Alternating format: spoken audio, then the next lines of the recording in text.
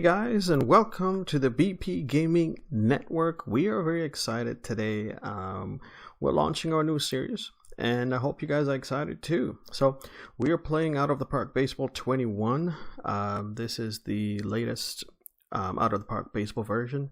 It launched March 20th, so it's been about a month since it launched, and we've been preparing since then for this day where we get to launch the new series. So we're going to talk about a few things today. This is sort of our intro video, and we're just going to touch on just a few housekeeping stuff.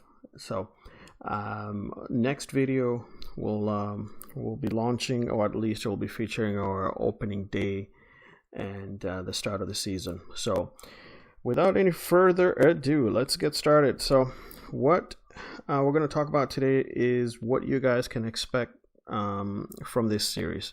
So I hope you guys are excited and will follow this series along, and I'll explain sort of what to expect throughout the entire series. We'll talk a little bit about the goals for the team for the Oakland A's. We'll touch on some key philosophies that I think will help us, or at least will guide this team to the next level. And we'll do a bit of a team introduction, talk about some settings for this game, and then close up just by looking at the rest of the organization. All right, so if you followed us before, if you've been watching our series in the past, you'll already get a sense of what kind of playthrough this is going to be. Generally, I like to go a little bit more in depth. Unlike most YouTubers, I like to kind of showcase a bit more of the ins and outs of managing a baseball team. I'm not a fan favorite of simming through, the start of the season all the way to the draft and focusing on the draft and then jumping all the way through to the end of the season just to see the results. I want to take you guys through the journey, so this is going to be more like a journey as we sort of go through, the ins and outs of the team and not week by week. So I'll talk about the format in just a bit.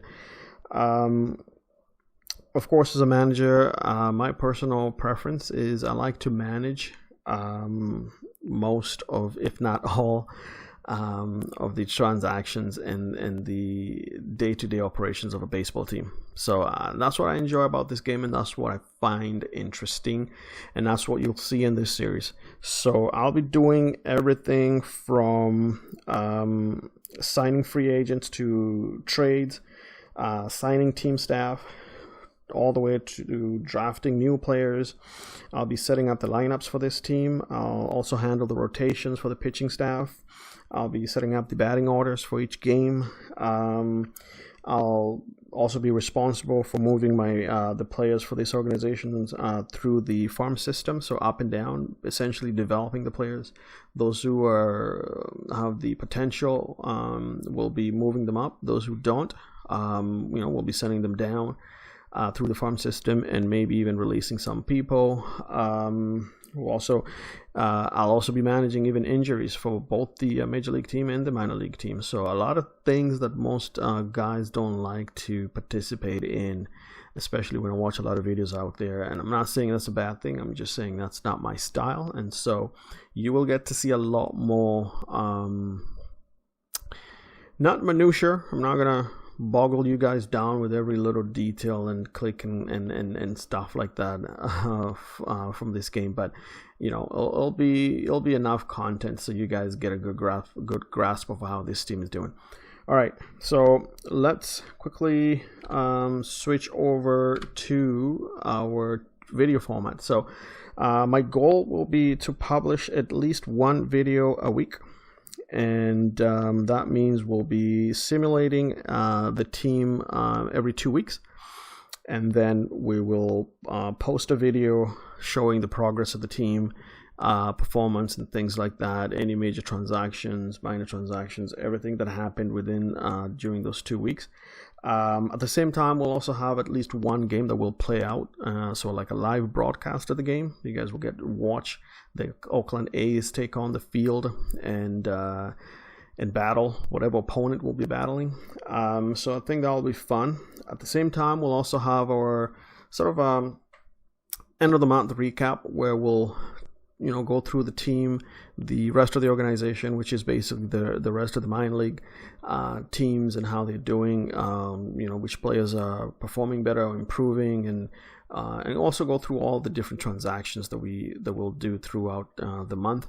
We'll also do a league review, so we'll talk about how the other teams, at least how the Oakland A's are matching up against the other teams in the MLB. And how the standings are stacking up, and talk about pennant races and things like that. So it'll be fun. The end of the month videos will be a little bit longer because we'll try and touch on all those different things. Of course, we'll also go through the playoffs. So I'll have videos showing how the playoffs are progressing, whether the Oakland A's make it or not. I will still publish videos where I show you guys how the rest of the teams that were lucky enough to be in the playoffs, how they're progressing. We'll go through the divisional rounds and showcase the league championship series, and then we'll get to the World Series and all that good stuff. We'll have obviously our draft extravaganza, a little showcase of the draft. I'll walk you guys through everything, all the way from when the draft pool is announced to what kind of strategies we'll be using to filter through the different players and identify which players we'll be drafting and that kind of stuff, and ending with the final draft, and we'll showcase the final draft and all that. So you guys will get to see who we're drafting, and then see how the new draftees, how they end up helping the team in the future.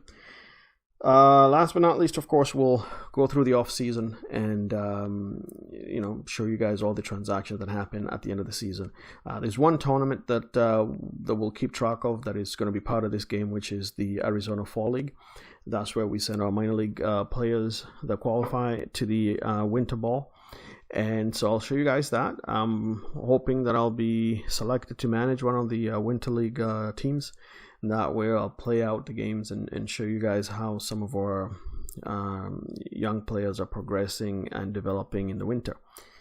And all the other off-season transactions, such as the Rule 5 draft and that kind of stuff, we'll show you guys everything.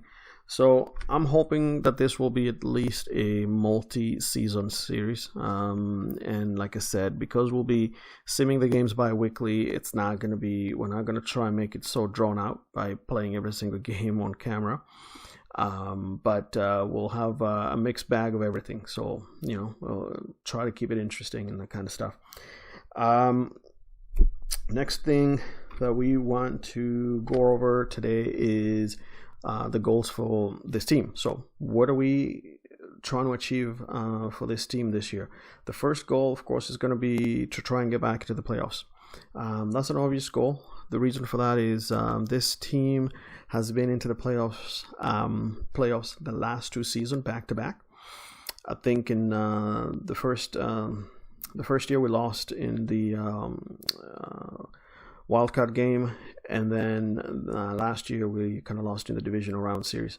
So the goal is to try and get back to the playoffs and hopefully advance beyond the divisional rounds into the league championship series.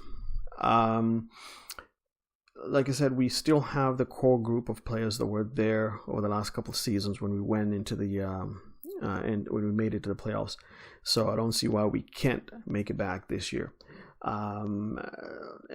Secondary to that is we have to try and win at least 90 games. So that goes without saying. I mean, if you want to get anywhere near the playoffs, you have to at least try and get up to 90 plus games, not just 90. That's not going to cut it anymore.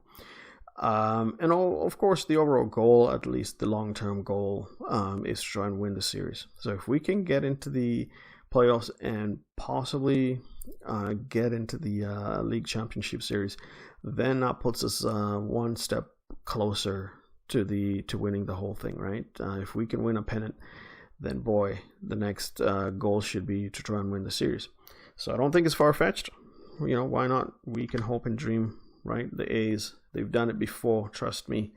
So last, as far as sort of this housekeeping stuff, is something I want to talk about, the philosophy. So when I talk about the team philosophy, this is sort of the guide, or at least the format, the foundation when it comes to making big decisions. How are we going to make those decisions?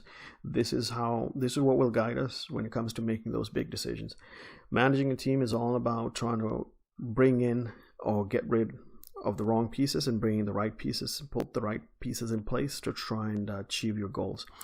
So in order to do that, we have to have a plan. We can't just go out there and randomly just go to the draft and randomly start trading players and signing free agents just because they look good or they have good stats and good ratings.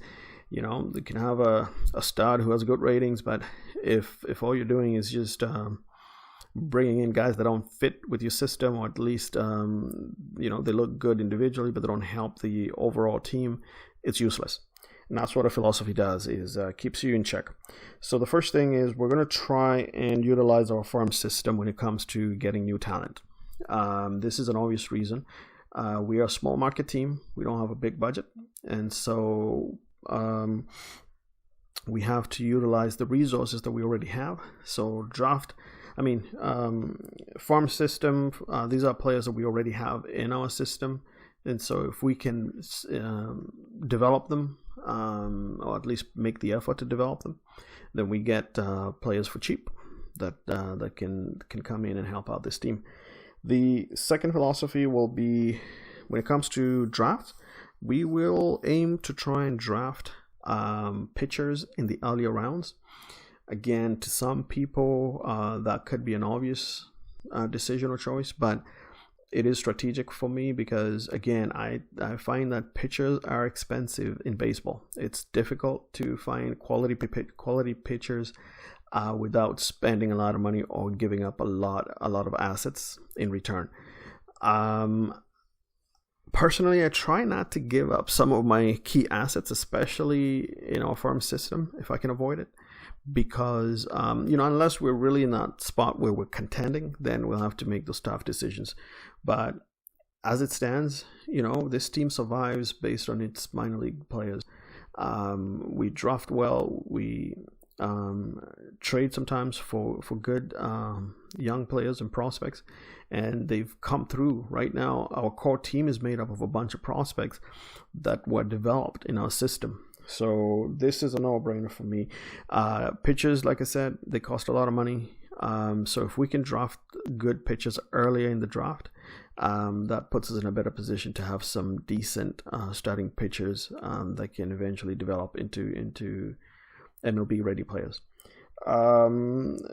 Philosophy number 3 is basically to continuously utilize the international free agency. This is another area that most people tend to overlook. It is really, really crucial if you're playing this game to keep an eye out for those kind of things that you don't think matter.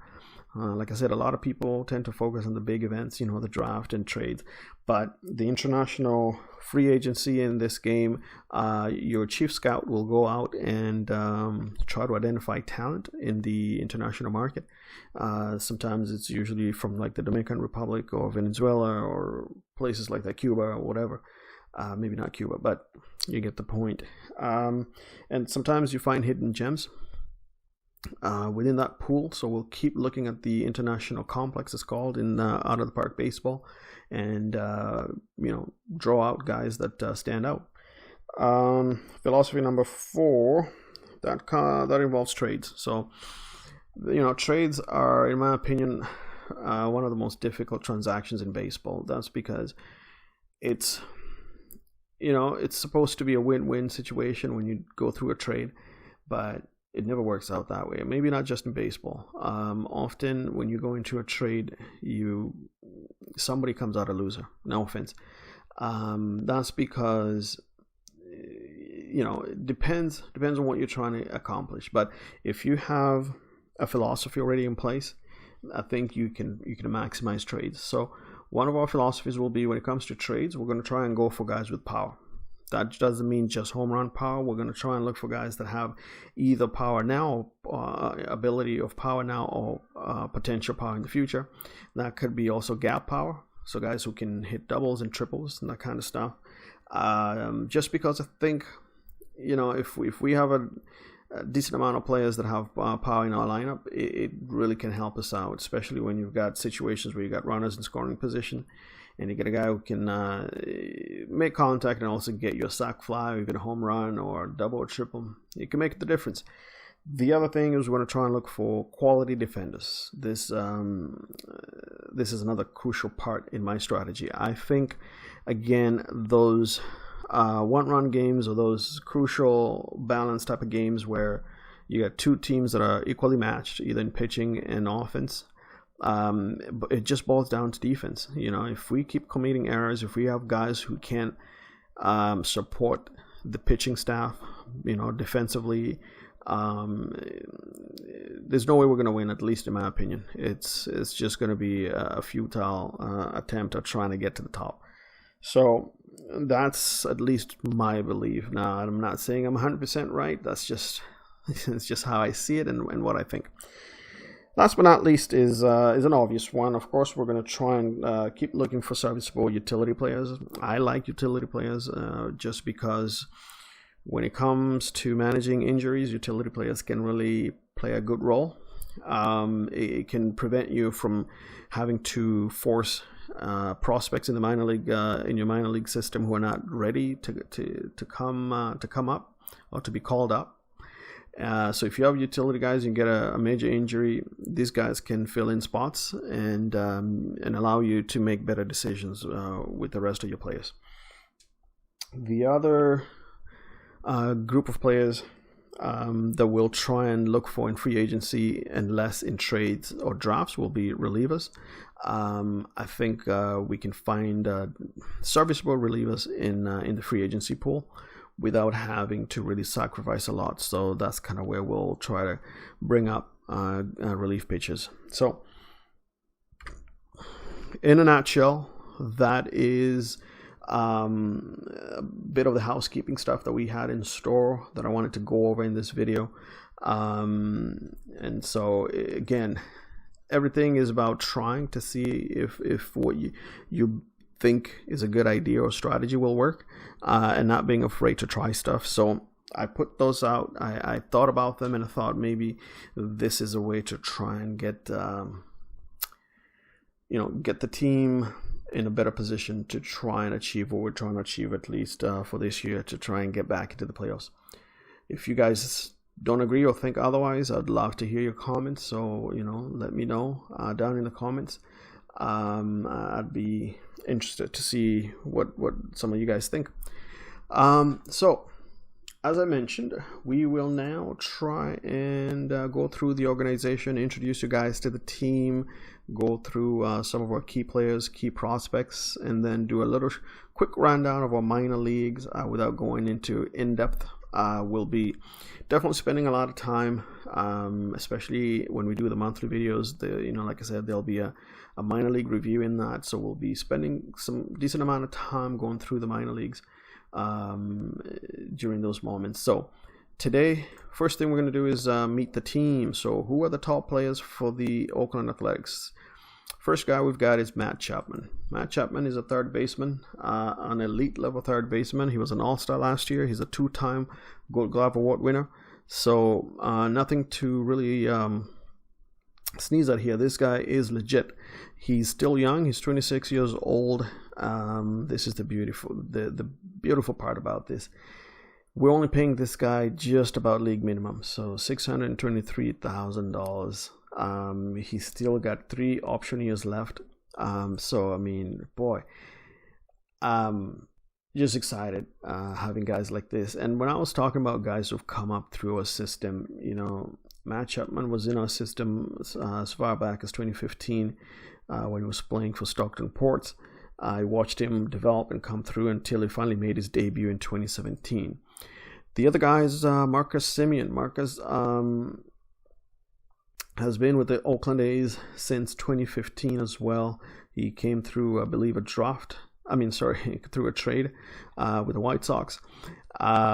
He is currently one of our top players as well. He's a shortstop. You can see here his batting ratings, all above average, except for home run power, just about average. But I mean, look at this. This guy had 33 home runs last year.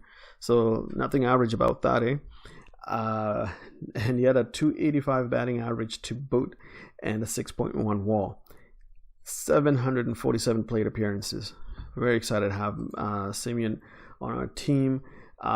This year he's making $13 million for this year. He's on his last contract, so we'll be spending some time and thinking about re-signing him, whether we should or not.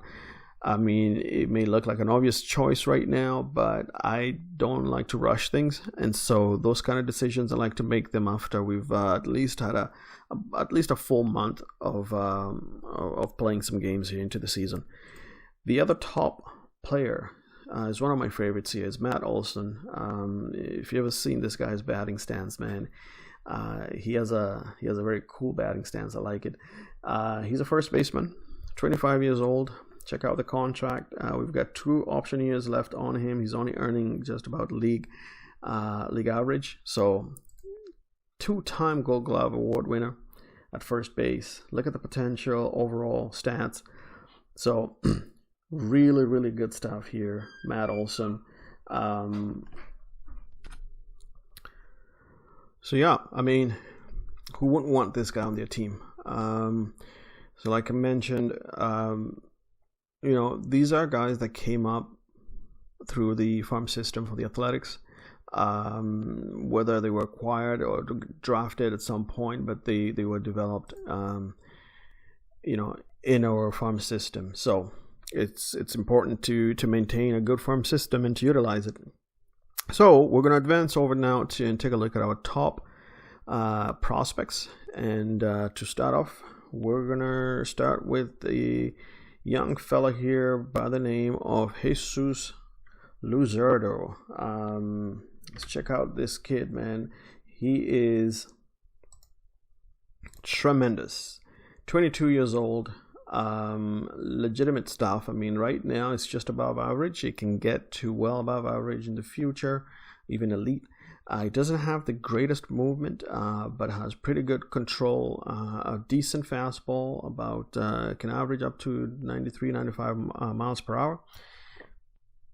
A good curveball, and straight up elite changeup. That's his best pitch.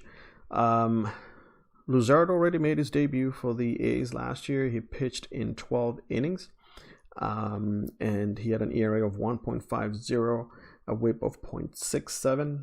So major potential. I know that's not a lot when it comes to you know, inning numbers, but that's pretty decent for a young kid making his debut facing major leaguers. Next guy we have on the list for top prospects is AJ Puck. AJ is currently injured. He's expected to be out for about 3 to 4 weeks. He is another kid that was drafted in 2016, first round, 6th overall. Again, he's got pretty good stuff as well, above average stuff. A lively fastball that can get up to 98 miles per hour. He's only 24 years old. He's got a pretty good slider and changeup, and also made his debut last year, threw about the same innings as Luzardo, 11 and 1/3 innings. Had an ERA of 3.18, and you know, his strikeouts per 9 innings, 10.3. So not bad at all. Not bad at all. Again, that was his first MLB debut. So he is injured right now, like I said, so we won't see him in the beginning part of the season. Probably see him in the towards the end of the first month. Third on our list of top prospects is Shaun Murphy, a catcher. I always get excited when I see catchers among the top prospects, just because I find that catchers, they're usually underappreciated, but I think they do a lot for teams. Again, if you just look at his ratings, there's nothing that really stands out, but he definitely has. If you look at his ability as a catcher, it's top notch. He's got a catcher's arm that is rated at 70. He's got a overall catching rating of 75, and been with the A's for some time, and he's finally made it to the bigs. So that's basically the quick summary there for our top prospects and top players. We can quickly go over the team position rankings. You can see this is based on OSA, not necessarily our scout. So they got Austin Allen here as the top player for catches. That's not correct, in my opinion. Shaun Murphy should be it, but not to worry. Not a big deal. Austin Allen is another serviceable replacement here for catches. Like I mentioned, Olsen will be playing first. Pinder will be in second. Pinder's a good utility player. I mentioned utility players before. You can see he can literally play almost every position in baseball. So he's somebody that at times doesn't deliver a lot when it comes to offense, but being a utility player, he can help fill in the gaps when we have injuries and stuff like that. And he also can play second base, and that's one of the things that excites me about Pinda, is the fact that if we need a second baseman, he's there, and he's not too bad at second base. Second base is a weak spot for our team right now, I'll tell you guys the truth, and so that's one huge area that we'll be looking to improve. Chapman will be in third. Semien will be playing short. Marcano will be in left. Ramon Laureano will be in center field. Piscotty will be in right. Our top starting pitcher is Shaun Murphy. Our top reliever is Yasmira Petit, and of course our top closer is Liam Hendriks. So we'll do excuse me, a little bit more of an in-depth player review when we start the season, when we start looking at our pitching rotations and batting lineups and things like that, and our depth. So right now, it's just real quick overviews. So we'll go into the front office and take a look at the financial situation for this team. You can see our budget there is ranked 25th in the league. So we don't spend a lot of money, and we don't have a lot of money. Player payroll, you can see, is 22nd in the league. We're spending about $94 million on player salaries, so we're small, well, not even small, below average market size. Fan loyalty is average, fan interest is just average. So we survive though. We play in Oakland. So money wise, not too much. $29 million to spend on extensions. That's really not a lot of money. But we don't pay guys a lot of money, so we can try to work with that. Free agency, you can see we don't have too much money to spend. $2.5 million, something we can survive on.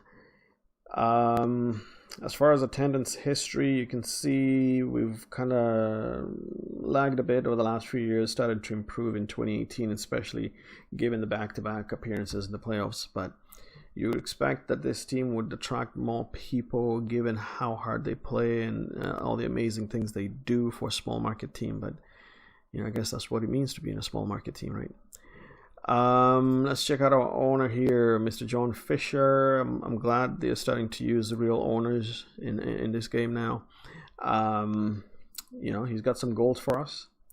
Let's take a look. He wants us to upgrade second base. I don't disagree. He wants us to extend Liam Hendriks. Well, I'm not going to argue too much there. That's a possibility. Want us to acquire a power hitter. Again, that's in line with our philosophy. And I can tell you guys, we came up with our philosophy before I read this or before I went through this. Long term is to try and reach this World Series. Of course, I don't disagree with you there. So I agree with the owner here as far as the plans that he has for the team. So there you go. Salary. You can see Chris Davis is our highest earner. He earns about 16.8 mil a year. For 2020 and 2021, Marcus Semien on his last contract is the second highest player with 13 mil. Joakim Sawyer earns 8.5 mil also in his last contract. Same for Mike Fiers. Piscotti is the fifth highest paid player here at 7 mil. And we have him on contract for another at least 3 years. Yasmir Petit on his last contract, earning 5.5, and then Liam Hendriks there. The last of the guys earning more than 5 mil a year, also on his last contract. So, you know, we'll have to do some reevaluations to see who we're gonna keep and who we'll trade or get rid of. So it'll be fun. It'll be fun. I hope you guys continue to follow along the series. So this is a quick snapshot of the upcoming free agents. For batters, you can see, as I mentioned, Marcus Semien is the main guy here that we were worried about. Luis Barrera is another because he's a top prospect. Somebody we need to consider. Robbie Grossman, you know, not a guarantee that we need to keep him, but also it's not immediately apparent that we need to get rid of him, so we'll have to do some strategizing and thinking things through.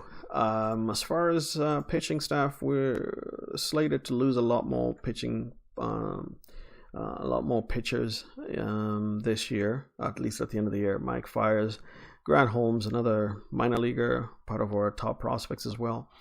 Paul Blackburn, another big thinker. I'm not too sure about him. He's expected to be a good pitcher, but he hasn't materialized. Ben Bracewell, another minor leaguer that we need to think about. Zach Lee, again, you know, a guy that we kind of had high expectations. Hasn't really panned out that way, but he's still somebody that's worthy of us to think about. So big names here: Yasmir Petit, Mike Fiers, Joakim Sawyer, and Liam Hendriks. Those are the guys that we need to really think about. So here's our chief scout, Eric Kubota. This is our player development. You can see, you know, how our ranked prospects as far as position, each position, and so it gives you a bit of a depth chart there based on our prospect ranking and development. We're not spending too much money on player development and on our draft budget, but that's because we don't have the money. So it's something that always makes me sad.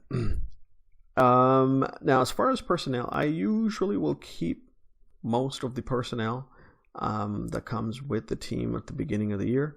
And then at the end of the year, I will reevaluate some of these guys and see who's running out of his contract, who we need to get rid of, if we can bring in, you know, better coaches and better managers and things like that. So I'm not going to worry about this right now.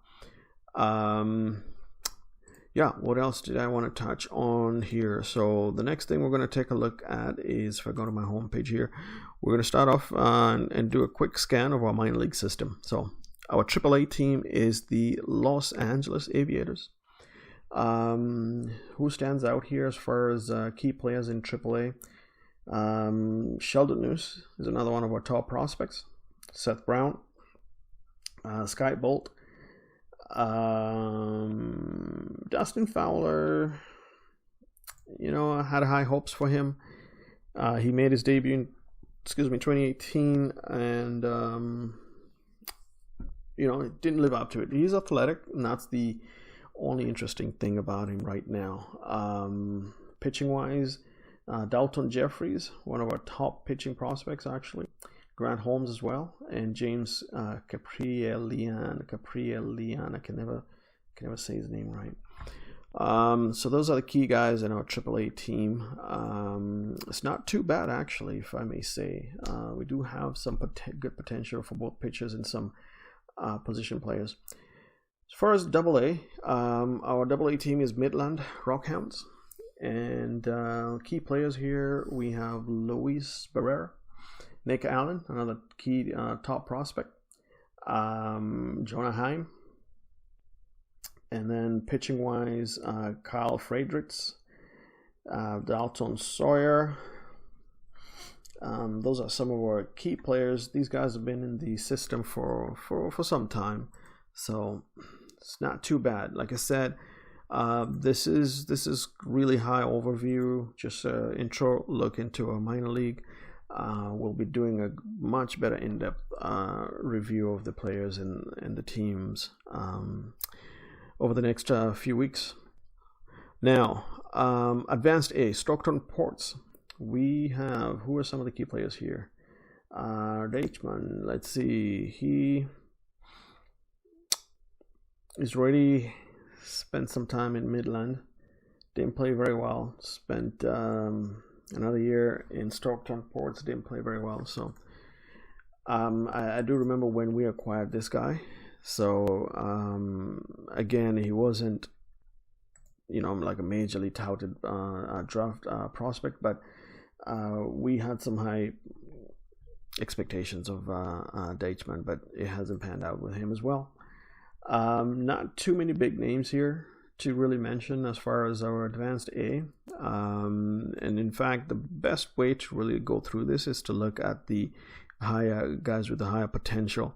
So Lazaro Armenteros and Jeremy Eierman, I would say, are the two sort of names that we need to keep track of. If we go to our regular A, Beloit Snappers, can quickly go into the potential page here, and you can see Austin Beck. He's sort of one of the only players that has a high potential ceiling. The rest of the guys, not too bad. We got Logan Davidson with a 2 potential. We've got Dallas Wolfork here, the closer, with a 2 rating potential. But nothing out of this universe to excite anybody. Our lower A, or short season A, is the Vermont Lake Monsters. And if we look there, we can quickly see Jordan Diaz, third baseman. We've got Kyle McCann, the catcher. Those are the 2 key guys there with the high potential ceiling. And then if we go further down into the rookie leagues, so we've got our first one, which is their Arizona Green Rookie League. Let's take a look at potential. Nobody really with a tremendous potential ceiling. Quite a few guys with just average potential. The maybe top 4 guys here with at least a 2 rating potential. Alexander Campos, Chase Cohen, Matt Cross, Dustin Harris. Let's take a look at the Arizona Gold Rookie League. And yeah, nothing stands out tremendously. Again, these are young prospects. Some of them got drafted, out of high school, out of college. They haven't had a lot of playing time in professional baseball, and so they can take some time to develop. So our last rookie league team is the Boca Chica Northwest. If we take a look at this rookie league team, again, not too many guys with the high potential ceiling. So that tells me that our rookie league teams are not flooded with a lot of interesting players. So we may, like I said, as part of our philosophy, is really focus on the international free agency and other free agency areas to try and bring in some serviceable guys that can assist or at least help out in our minor league system, especially given that we don't have a ton of good players in there. But overall, that's going all the way down to our rookie league. I think our AAA and AA, we do have some fairly decent guys in there. What else can we talk about today? I think we've covered it all as far as I mentioned. Just quick high overviews of the team. finances, or minor league teams, just a few of the key prospects, key players. You know, we touched on our depth charts and that kind of stuff. So, you know, that's basically everything we were planning to do today. So I think we'll call it a wrap here. Like I said, if this is your first time watching and you haven't subscribed, please subscribe. Hit the like button if you guys like this video and want to see more. You know, if you got comments, ideas, suggestions, you know, it's free game. Just hit us up on those comments. Let us know what you think, and definitely, you know, we can even talk about it. So we'll end it here. Appreciate you guys watching, and we'll see you again in our next video. Like I said, that will be the start of the season, so can't wait. Hope to see you guys there. Thank you.